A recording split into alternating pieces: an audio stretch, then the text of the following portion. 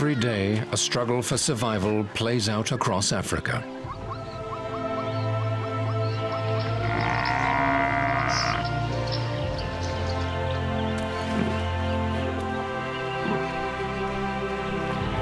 Predators binge on the dead.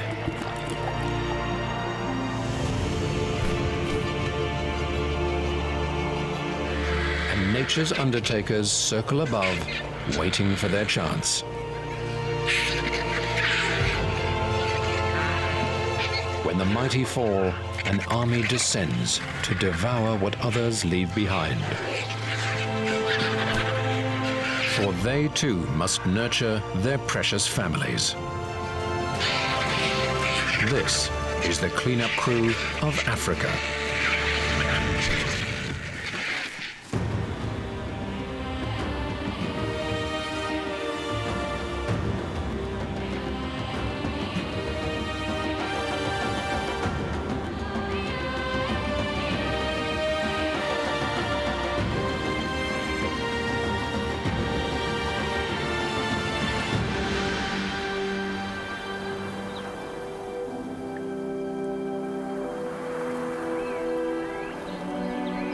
The first rays of morning break through the clouds over the ancient cliffs of the Waterberg in South Africa's Marikele National Park.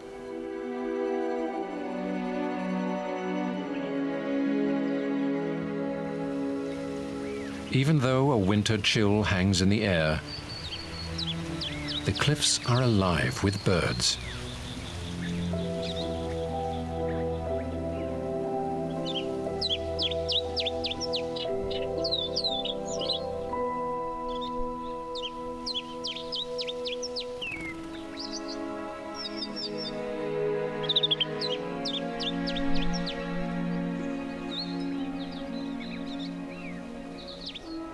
Cape vultures from the largest colony in Africa soar gracefully along the sheer rock faces.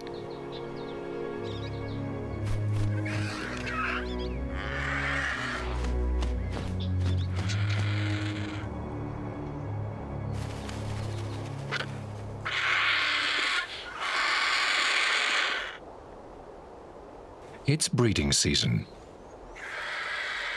Here, nearly 3,000 feet above the ground, the birds and their fragile eggs are safe from predators such as mongooses.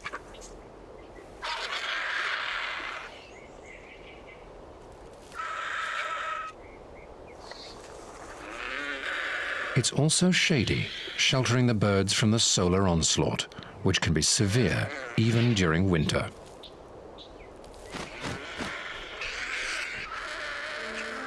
This is the most stressful time of the year. Parents face the daunting challenge of finding enough food to sustain themselves, while sharing incubating duties at the nest.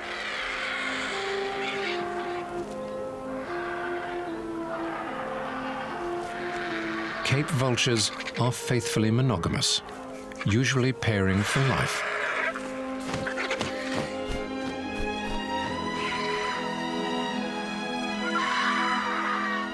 Couples share the workload equally and will continue to do so for the next 6 months, until their fledgling chick takes to the air for itself. Even then, juveniles depend on parents to help them find food until they're more than a year old.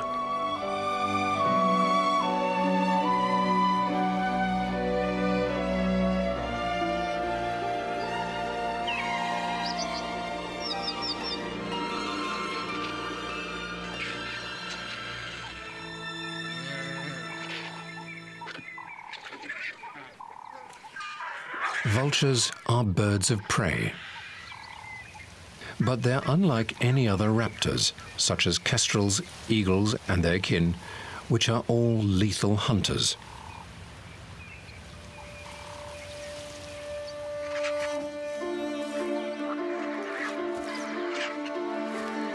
Vultures never kill. They are the only vertebrates that rely completely on scavenging for food.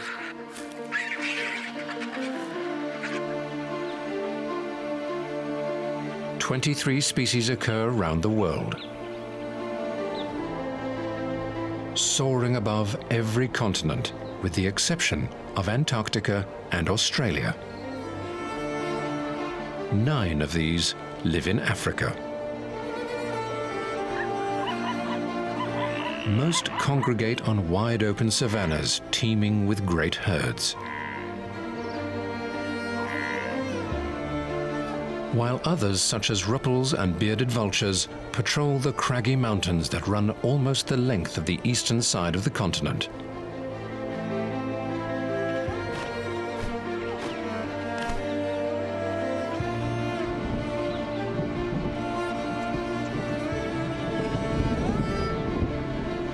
From the Drakensberg escarpment in the south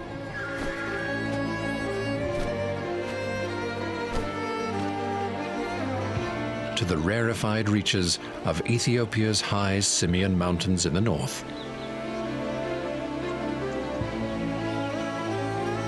Wherever they spread their wings, vultures are critical cogs in the food webs of their environments, clearing up dead and decaying flesh before it can spread disease.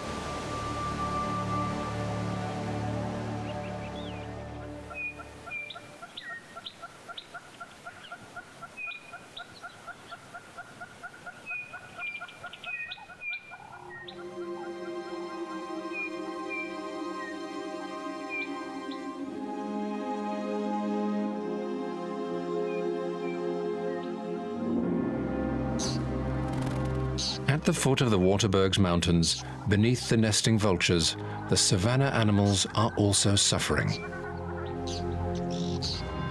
But not because they're breeding. They're locked in the grips of winter. This is the dry season, and food is in short supply for grazers and browsers.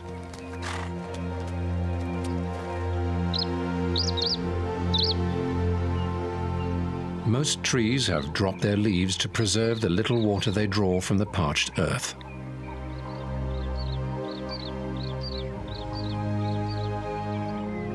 Those that retain their foliage are doing everything in their power to prevent their leaves from being eaten. They've loaded their leaves with chemicals called tannins. These make the leaves less palatable and harder for animals such as this tsessebe antelope to digest.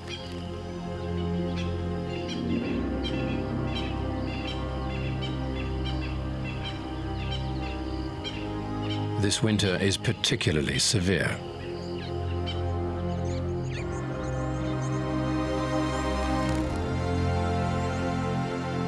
No rain has fallen for months, and only the dwindling waterholes provide refuge.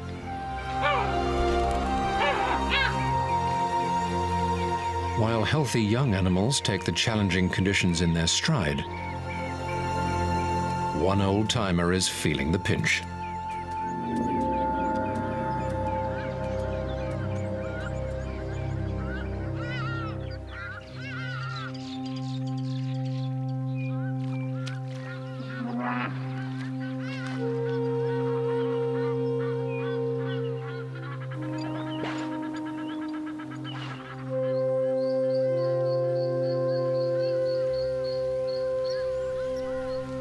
Nearby, a small pride of lions is lazing about in the shade. In contrast to the herbivores, the challenging dry season is creating a favorable hunting ground for them. The prey animals are weak, their senses dulled by lack of food. They succumb easily. So happy days are here for the cats as they revel in the glut of food.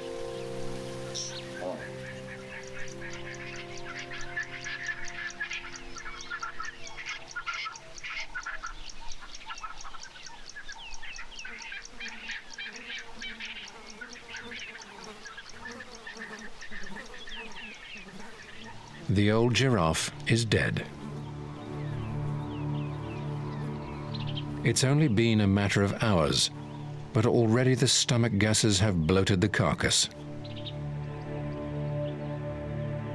The trapped gas forcefully vomited the stomach contents into the dusty surroundings.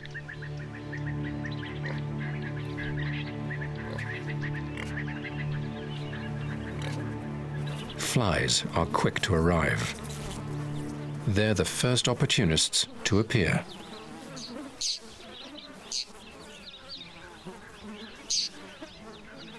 A small flock of red-billed oxpeckers descends to feast on engorged ticks.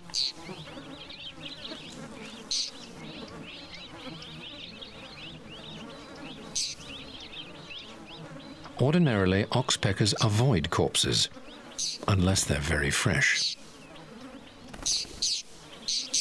For now, they have the carcass to themselves. It won't be long, however, before the rest of the cleanup crew arrives.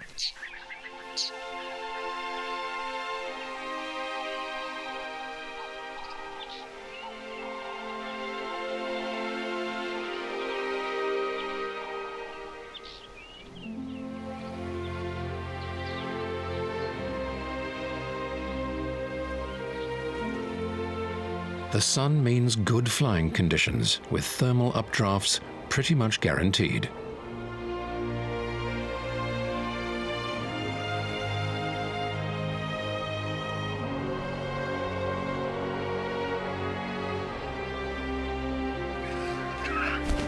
The breeding vultures take the opportunity to change guard on the nest.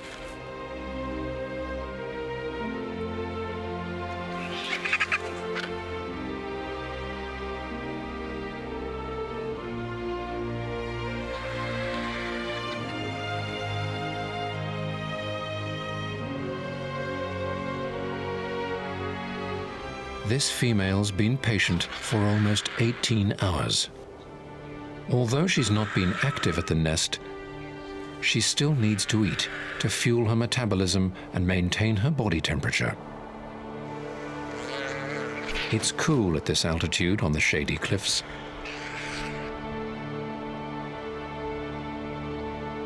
She looks around patiently, eagerly scanning the sky for her partner. To breed successfully, both parents must work in unison. It's a lifelong commitment.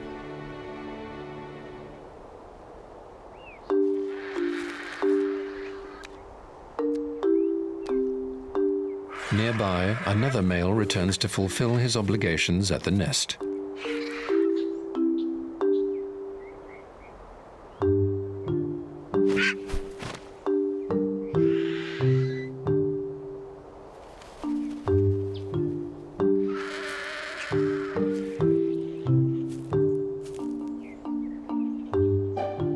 But she's still waiting.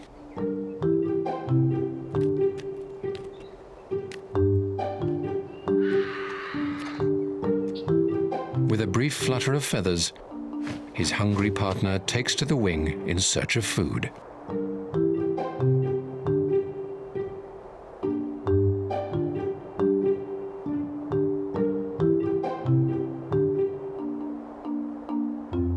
Vultures are amongst the biggest birds, some species tipping the scales at more than 30 pounds. While their size benefits them in numerous ways, it also means they need help taking off. This makes the Cape's cliffside home a handy launch pad.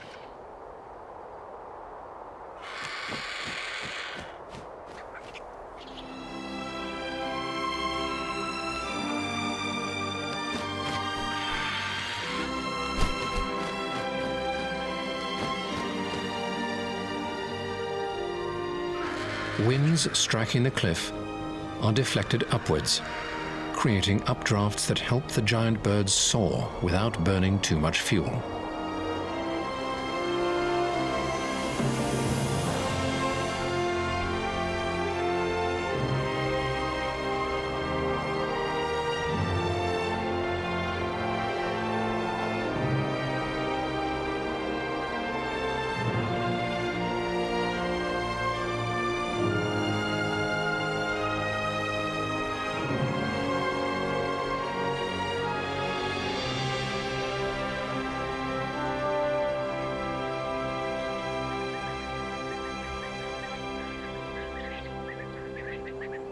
Vultures keep flapping to a minimum, preferring to use any assistance they can garner from their aerial environment.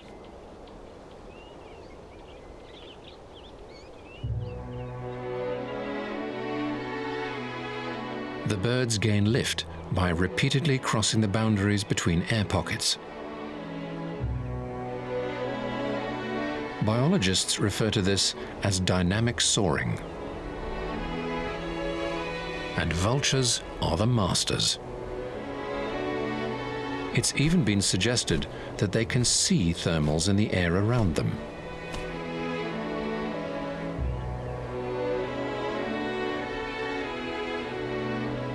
When they find good lift, vultures spiral into it, using the rising air to climb thousands of feet into the heavens.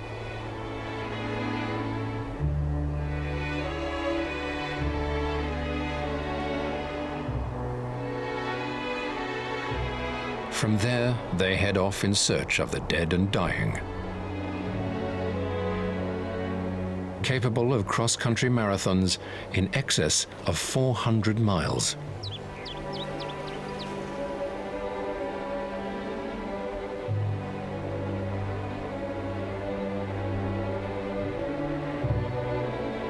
Their size enables them to soar over huge distances between isolated pockets of food, while relying on substantial body reserves between these sporadic feasts.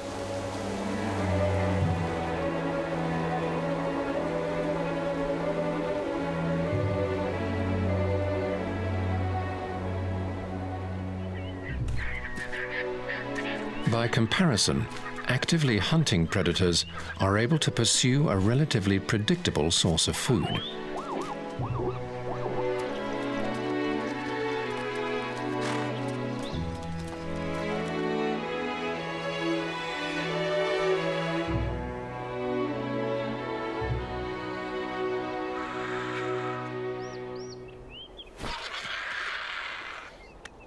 The male finally returns to his patiently waiting partner. He'll now take over care of their single precious egg. Day in, day out, for the next 5 weeks, the routine won't change.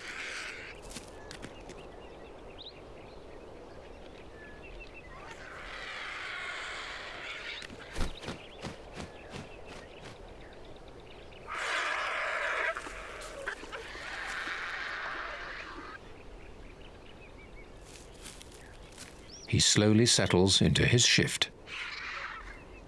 Generally, there's only one chance to breed a season, so every effort is made to ensure their lone youngster survives.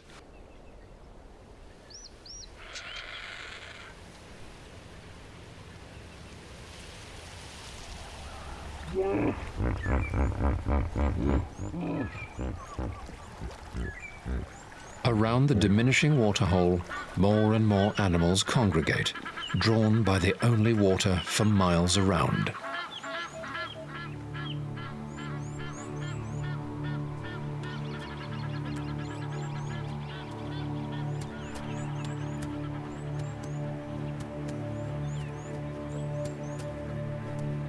It's been 2 days since the giant fell.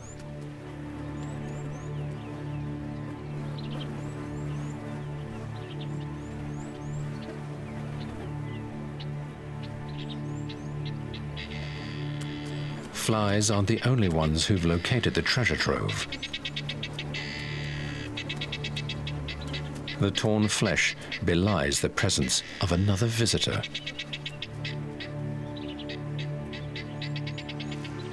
A lone hyena paid a fleeting visit during the night to feed on the soft underbelly.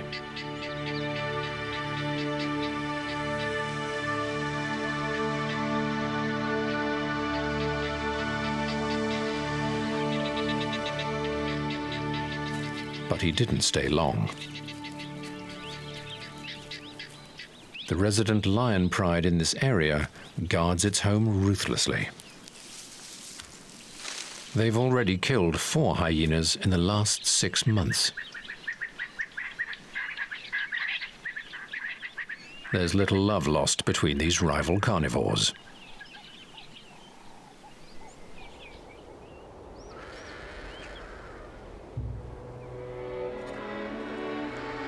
With enough altitude gained, the vultures peel off, scanning the earth below for fresh kills. Generally, they're not fussy. Any carcass will do, from rhinos to rabbits. They have razor-sharp eyesight, 8 times better than humans. It's like using a pair of binoculars to scan the landscape below.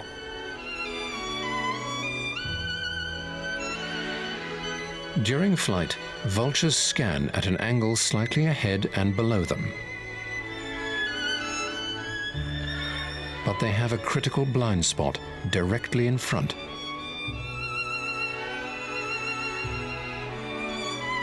This can have devastating consequences in a rapidly changing world.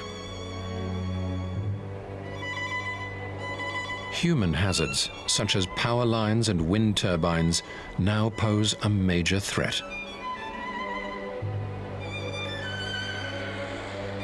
But here, they've only got eyes for food.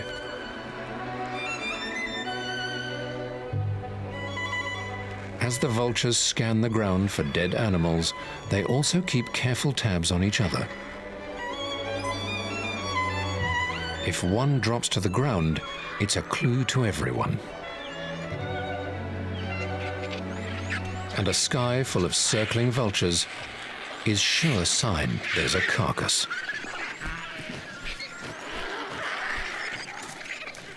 They've found the dead giraffe. A black-backed jackal has also found the carcass, but he won't stand his ground against the coming storm.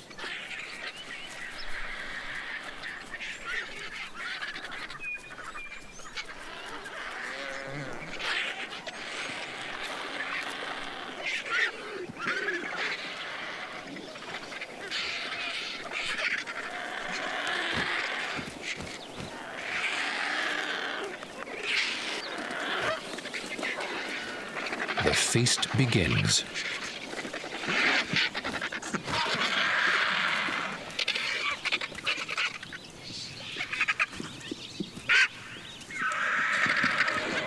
But giraffes have tough hides. So the early birds need to target soft spots.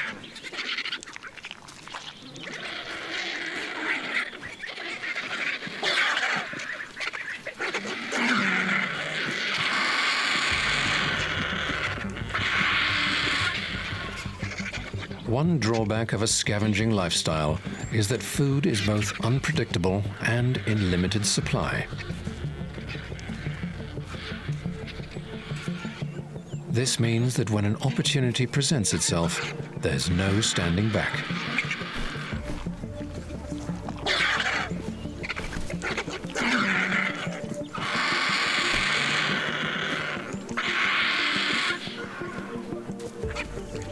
A dead giraffe is a huge meal.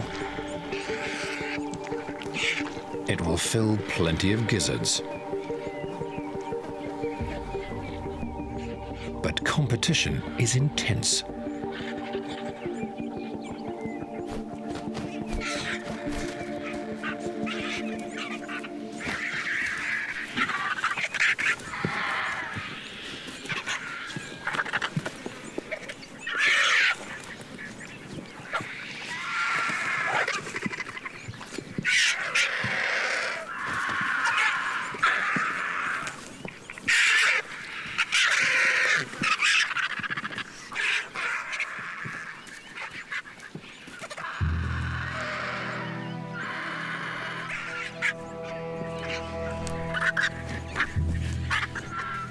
A marabou stork joins the feeding frenzy, attracted by all the activity.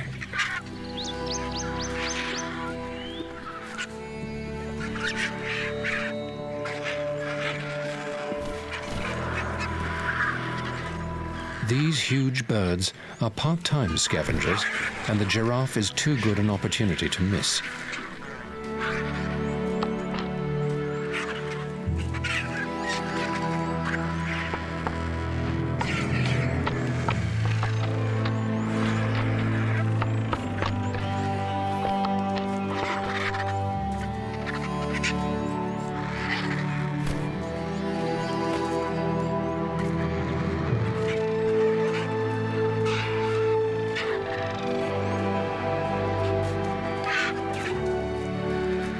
remain aloof, preferring to fight each other over scraps stolen from their quarrelsome colleagues rather than joining the scrum.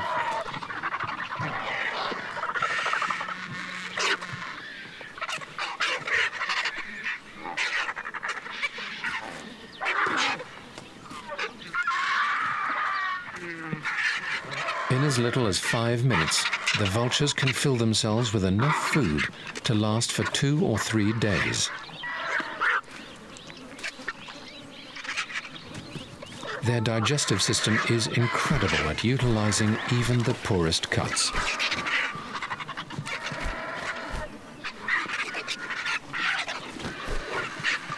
Bone, skin, sinew are all processed by their highly acidic stomach juices.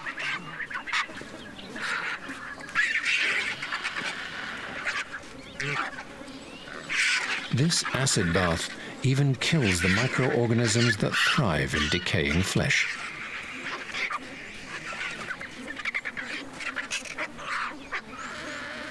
Rotten meat that would strike down the average human with botulism is eaten with impunity.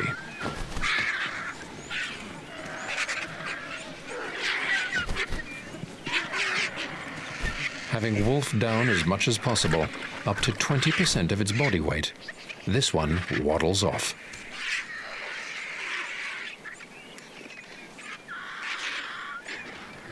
The overstuffed birds spread their wings with their backs to the sun, using its warmth to help them digest their gluttonous meals.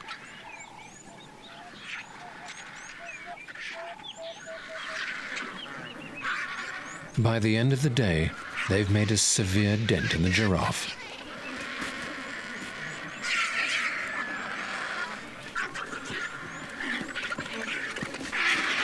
The vultures are eating the carcass from the inside out. But there's lots of meat still locked under impenetrable hide.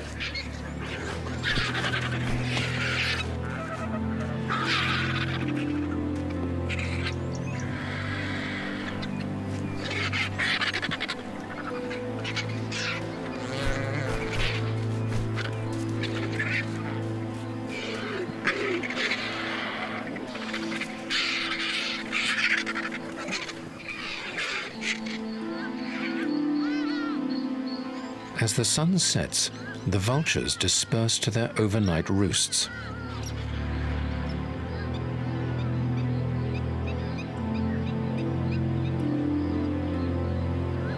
Dark shadows soon adorn the nearby trees, like macabre Christmas decorations. The feast will continue in the morning.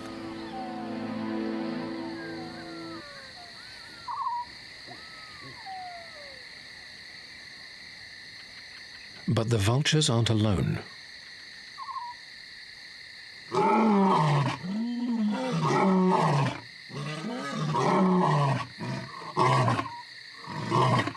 Lions may be the king of beasts, but like most monarchs, they're not above pilfering the produce of the masses.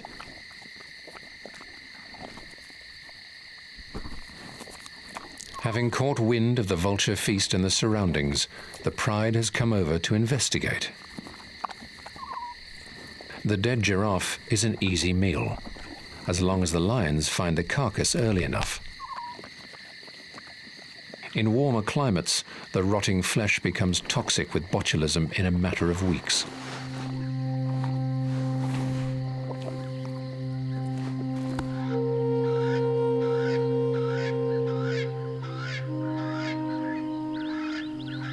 The scavengers wake to the unwanted company.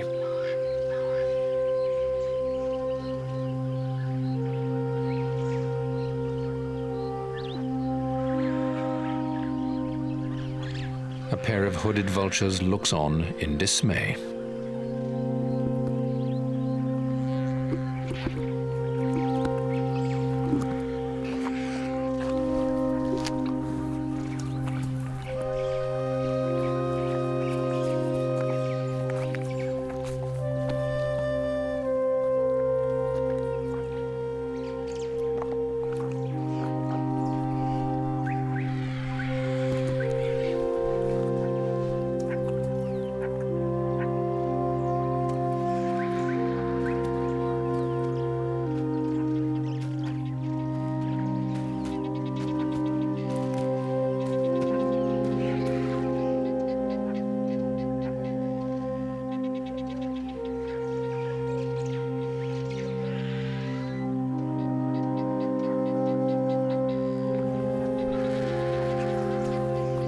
the pride of six gorges itself.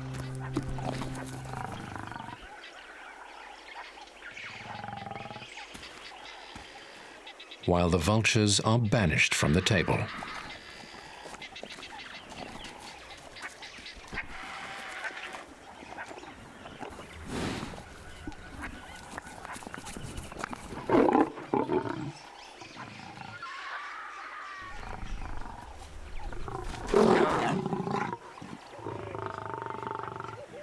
Usually, dominant males jealously guard their meals. But the giraffe is large enough for him to tolerate the rest of the family dining alongside him.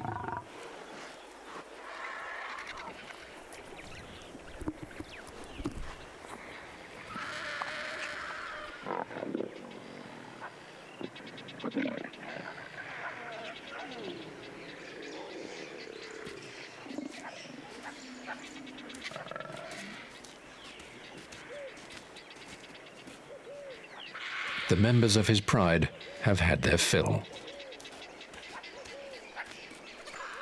And the undertakers, mournfully gathering around, look on expectantly.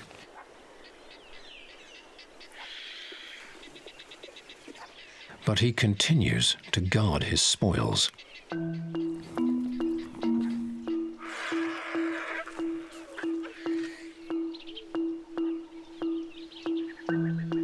With tummies bulging, the lions take cover in the shade as the day heats up. When they move away, the vultures close in.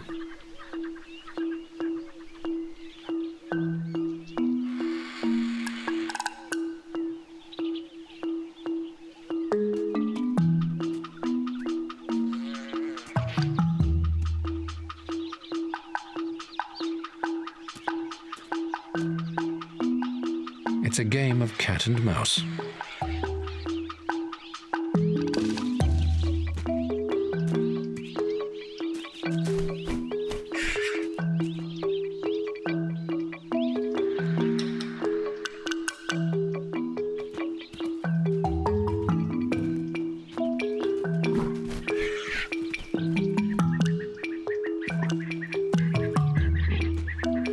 Left to their own devices, vultures will devour this carcass in the time it takes for even the quickest catnap.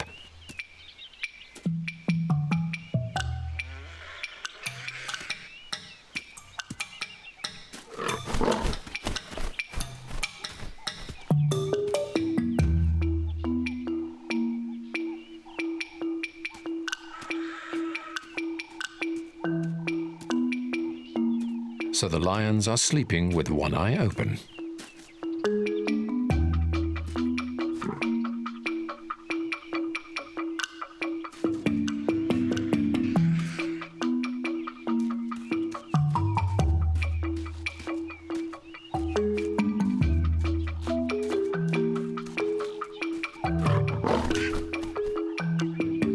There's nothing for it but to wait and pick on any scraps that have fallen from the royal table.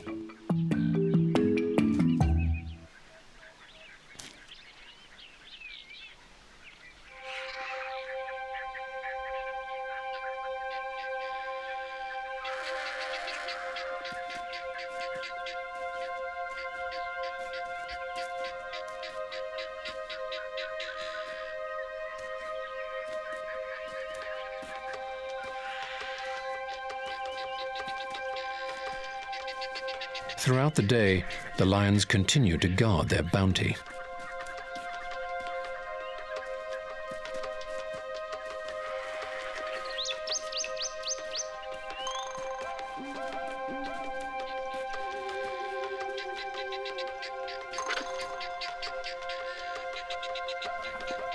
A lion can eat as much as 25 pounds of meat in a sitting.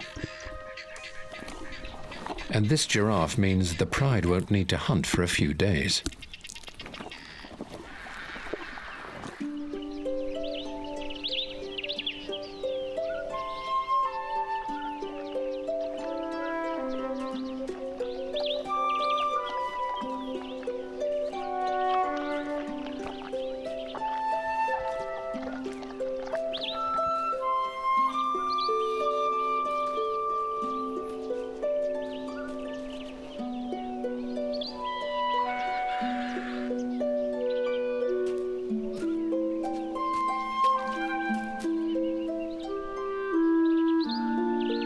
Still, the cleanup crew must wait.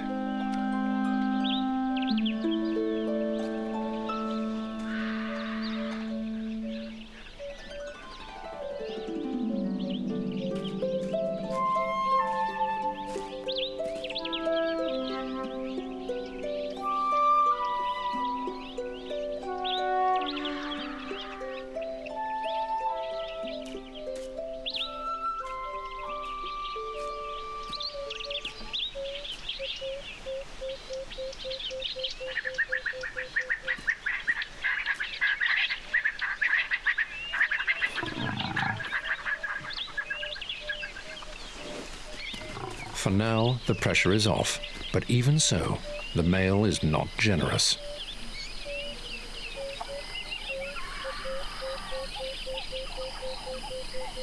Having eaten their fill, the cats retreat to sleep off their meal.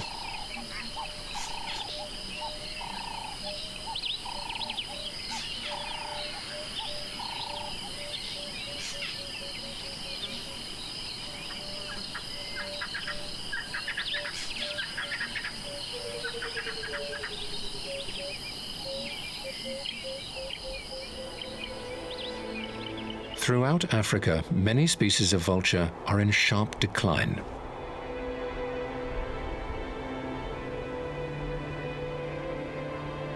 They're some of the most endangered birds on the continent, victims of habitat destruction, food shortages, and poaching for traditional medicine.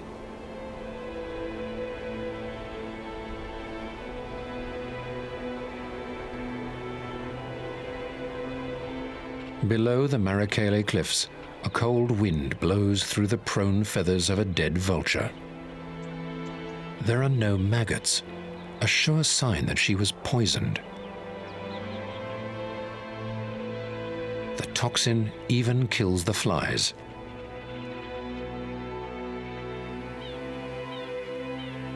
Livestock farmers often leave carcasses laced with poison to kill unwanted predators such as jackals and hyenas. What's more, with the recent increase in rhino poaching, there is a threat from an even more sinister quarter. Rhino poachers seeking to hide their activities from anti-poaching patrols are now intentionally poisoning vultures. Vultures are quick to gather at the crime scenes, alerting authorities. So the poachers lace the rhino carcasses with poison to kill off the telltale scavengers. Vultures are unfortunate bystanders in this senseless, indiscriminate war.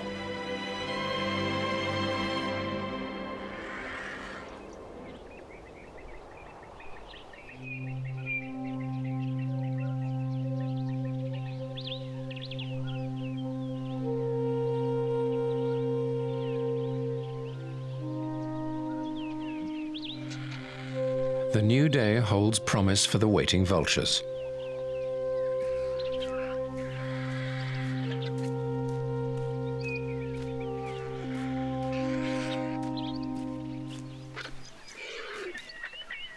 The lions have dismembered the giraffe, ultimately benefiting the birds.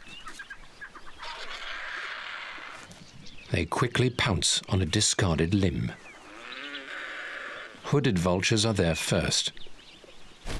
Then the larger white-backed and cape flock to the scene.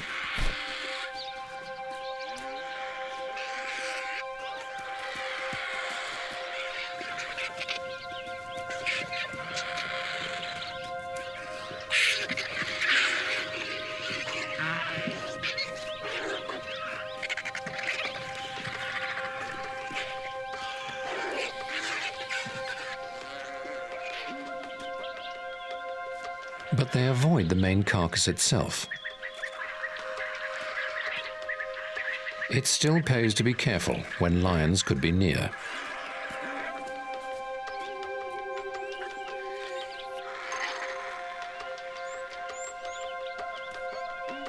One brave individual creeps closer. It seems the coast is clear. Still no lions. One by one, they venture in.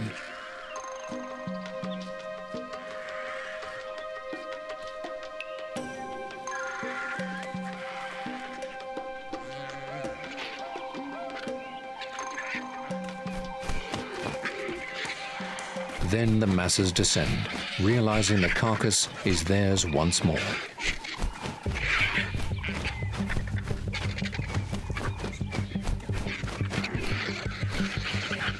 Now it's a frantic squabble to eat what little remains.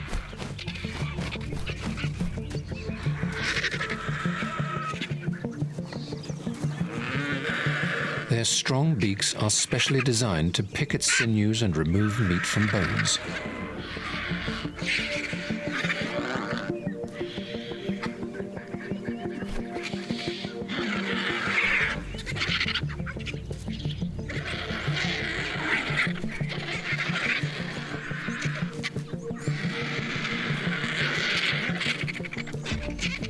Bone fragments created by the large crushing jaws of the predators are prime targets, loaded with valuable calcium.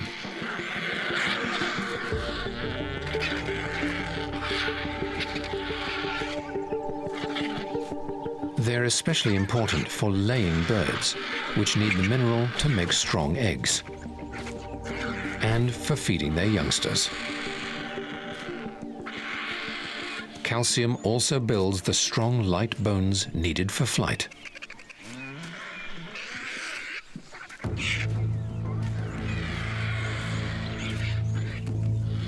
Two lappet-faced vultures, one of the largest species in Africa, have also joined the fray.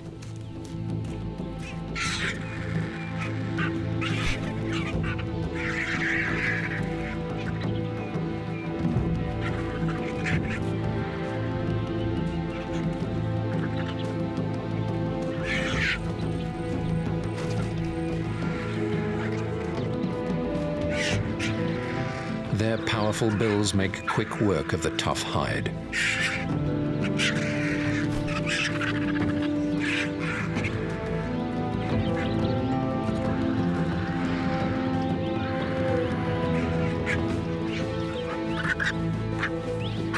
Although they're much larger than Cape and white-backed vultures, the sheer numbers of these smaller species muscle them out.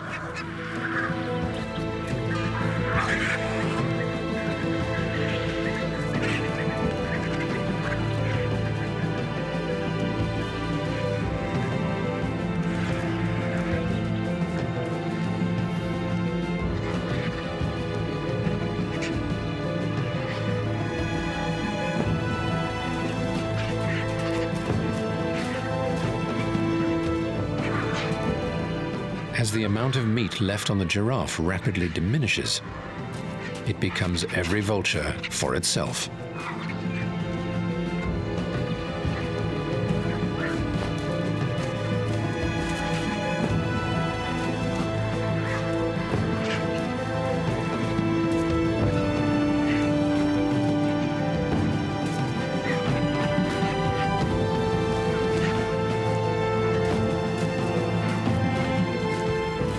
Dominant birds try to muscle others out of the way, goose-stepping and spreading their wings to intimidate rivals.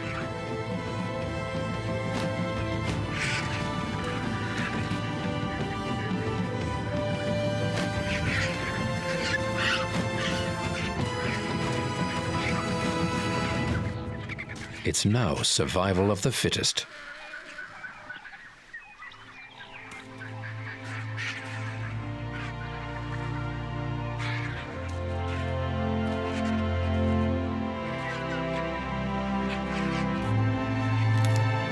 Soon there's little left of the majestic giraffe that once strode purposefully across this landscape.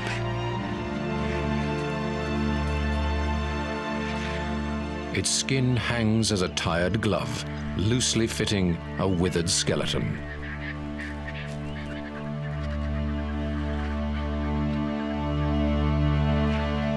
All that remains are a few maggots. and the flies still buzzing around the leftovers. But even they are slowly drifting away in search of the next meal. The cleanup crew has done its job, preventing the carcass from rotting and spreading disease. Over time, the bones will slowly decompose back into the dust that gave them birth, feeding the trees and grasses that will return to this landscape with the next rains. Dust to dust, as the great wheel of life turns on the wide open savannas of Africa.